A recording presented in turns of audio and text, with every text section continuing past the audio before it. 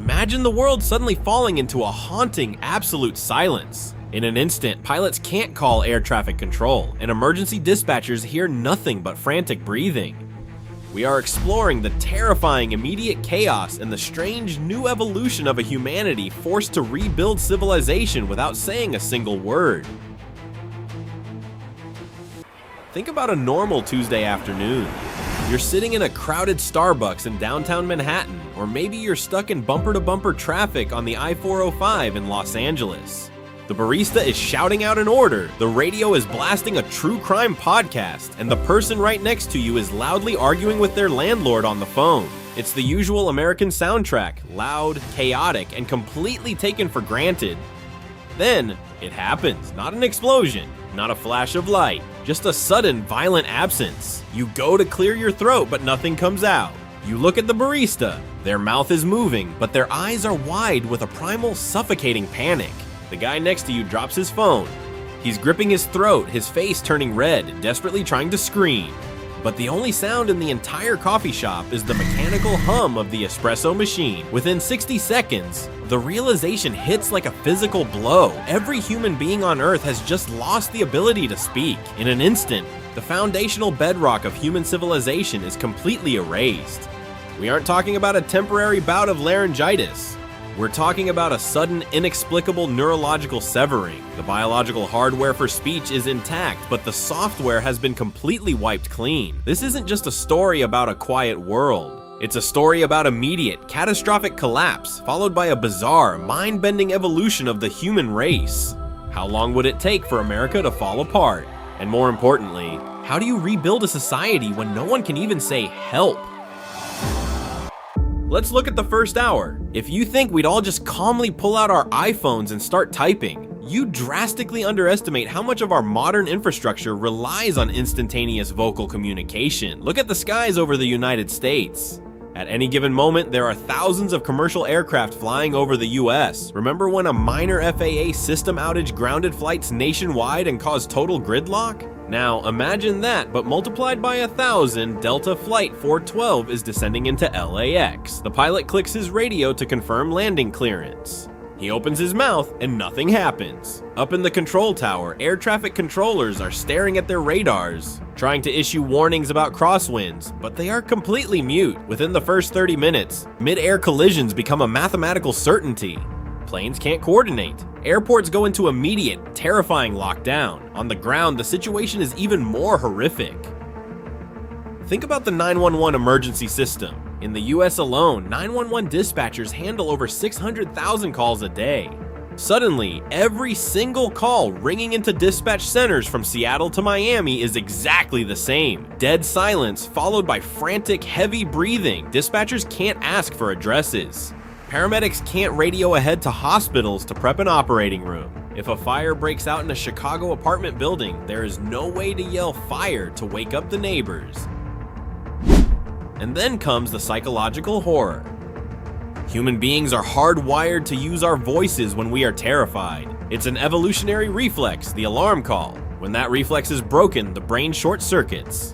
People begin to hyperventilate. In the streets of major cities, mass panic sets in not because of what people are doing, but because of the eerie, unnatural silence of the crowd. It feels like the end of the world, because, in a way, it is. By day 3, the initial shock fades, and structural rot sets in. Let's talk about the economy. Wall Street is built on algorithms, sure, but it's also built on human split-second decisions. When the Federal Reserve or major banking CEOs can't hold emergency press conferences or give verbal directives, trust completely evaporates. The stock market undergoes a circuit breaker halt almost immediately and stays closed indefinitely. But the real crisis is at your local supermarket. Supply chains are delicate webs. A truck driver delivering groceries from a distribution center in Ohio to a grocery store in Pennsylvania relies on calling dispatch to report delays, mechanical issues, or routing changes. Without speech, logistics break down. If a truck breaks down on the side of the interstate, the driver can't easily call for a tow. But wait, why don't they just text? Here's the catch: the internet and cellular networks don't run themselves. They require constant 24/7 maintenance by engineers and technicians. When a server farm in Virginia overheats or a fiber optic cable is damaged, teams of engineers usually hop on a conference call to coordinate a fix. Without the ability to talk, complex technical coordination slows down by 90%. Typing out technical instructions takes too long when a system is failing in real time. Within the first week, cellular networks begin to degrade due to unaddressed glitches. The texting safety net starts to rip open, and then there's governance. The President of the United States can no longer address the nation via the Oval Office. White House press briefings are dead. The government is forced to communicate via typed, printed manifestos distributed to the public. But without the reassuring tone of a human voice, rumors and conspiracy theories spread like wildfire. Is it a bioweapon? An alien attack? Punishment from God? Without a unifying voice to calm the public, localized pockets of martial law and civil unrest spark across the country. But let's look deeper. Let's look inside our own heads. What happens to the human mind when it is forced into absolute vocal exile? Psychologists have long debated the concept of the inner monologue, that little voice in your head that narrates your day. For most of us, that inner voice speaks in our native language. But what happens when the physical act of speaking is permanently deleted from our biology? Scientists at institutions like MIT and Stanford would be working in total silence to figure this out. They would quickly realize something fascinating. The brain is incredibly plastic. Initially, people would experience severe depression and feelings of profound isolation. Language is how we externalize our souls. Without it, we are trapped inside our own skulls. But after a few weeks, a strange neurological shift would begin to occur. Abstract thought would start to detach from vocalization. Think about it. When you think of the word apple, your brain often implicitly processes the sound of the word.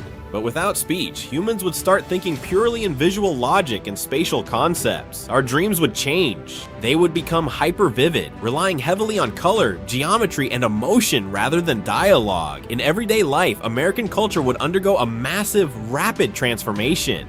We are a culture obsessed with noise, podcasts, talk radio, scream matches on cable news. All of that is gone. In its place, a new visual literacy is born, American Sign Language, which was previously used by the deaf and hard of hearing community, suddenly becomes the most valuable commodity on the planet. Imagine the scene. ASL speakers, who were once a minority, are suddenly thrust into positions of immense power. They become the tribal leaders, the educators, the executives. High schools and universities, or what's left of them, are converted into massive visual training centers. Every American is forced to learn to communicate with their hands, their eyes, and their facial expressions. But here's the kicker. Standard sign language takes time to master. In the interim, regular citizens develop a crude, highly regionalized form of pantomime. A gesture in Texas might mean something completely different than a gesture in New York. The country begins to fracture into visual dialect. Let's skip ahead. 5 years into the silence, the initial chaos has settled. Human resilience is undefeated, and we have rebuilt. But the United States of America looks radically, fundamentally different than it did before. First, look at our architecture and city planning. Cities are now completely redesigned for line of sight. Because you can't yell around a corner to warn someone, blind spots in public spaces are eliminated. Streets are wider. Walls are made of smart glass or covered in massive LED screens that display real-time, icon-based public announcements. The political landscape is unrecognizable. Imagine a presidential debate in this new world. There are no podiums, no microphones, no interrupting or shouting over one another. Instead, two candidates stand on a stage in front of millions of viewers, their hands moving with lightning speed, their expressions sharp and calculated. Political campaigns are won not by the most charismatic speaker, but by the most visually expressive and precise communicator. And what about entertainment? Hollywood as we know it is dead. The era of the fast-talking superhero or the dialogue-heavy drama is gone. Instead, we see a massive renaissance of a new kind of cinema, hyper-stylized visual storytelling that blends the emotive power of old silent films with high-tech visual effects and deeply moving musical scores. Music itself changes. Lyrics disappear, replaced by complex instrumental arrangements that evoke the emotions we can no longer speak out loud. But the most profound change is in our relationships. Before the silence, it was easy to lie. We hid behind polite small talk, sarcasm, and deceptive vocal tones. But you cannot easily fake a micro-expression when communicating visually. To look at someone is to truly read them. Deception becomes incredibly difficult. Relationships become deeper, more raw, and intensely empathetic. We learn to read the tension in a shoulder, the dilation of a pupil, the subtle hesitation of a hand gesture. Humanity has become, in essence, a giant, interconnected web of quiet observation. If every human on Earth simultaneously lost the ability to speak, it would undoubtedly be the most painful, terrifying tragedy our species has ever faced. Millions would die in the initial weeks from the breakdown of our fragile, loud systems. But if history has taught us anything, it's that humans do not just break, we adapt. Generations later, children would be born who have never heard a human voice. Their vocal cords would remain intact, used only for laughter, crying, or involuntary gasps of pain. To them, the concept of talking would sound like an ancient, clumsy myth, a primitive way of communicating that required making noise through a hole in your face. They would look back at our loud, chaotic arguing world and wonder how we ever got anything done. We would have lost our words, but we might have finally found a way to truly understand each other. Listen to the silence. The silence has only begun.